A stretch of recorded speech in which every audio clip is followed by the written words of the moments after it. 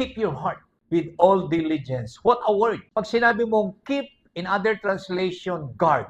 Ang watchman po ay napakahalaga po yung kanyang trabaho. Malayo pa man, kung may darating, nakikita na niya. He will inform the kingdom na may mga paparating. Yan po ang ibig sabihin pag sinabing keep. Pag sinabing ikikip mo yung puso mo, binabantayan mo, anuman ang mga harm na pwedeng dumating sa'yo, ay dapat hindi na sila makalapit pa.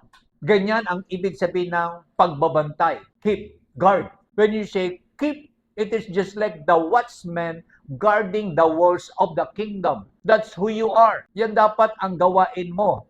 Nakikita mo dapat yung mga bagay na parating pa lamang.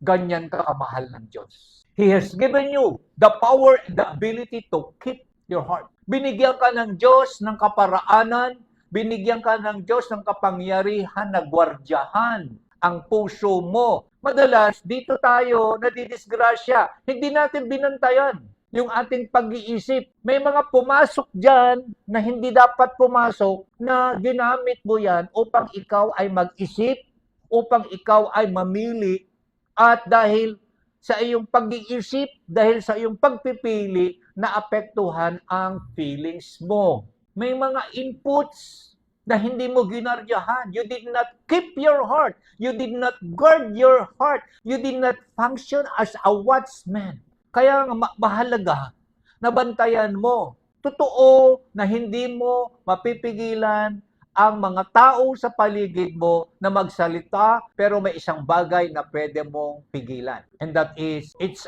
either you choose to enter your heart or it's either you choose na huwag mong papasukin. Kasi nasa iyo ang kapangyarihan. Your failure to guard, your failure to keep will bring you to death, would bring you to destruction.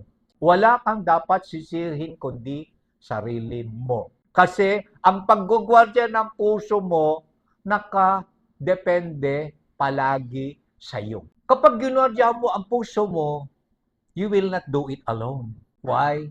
It is because God gives you wisdom.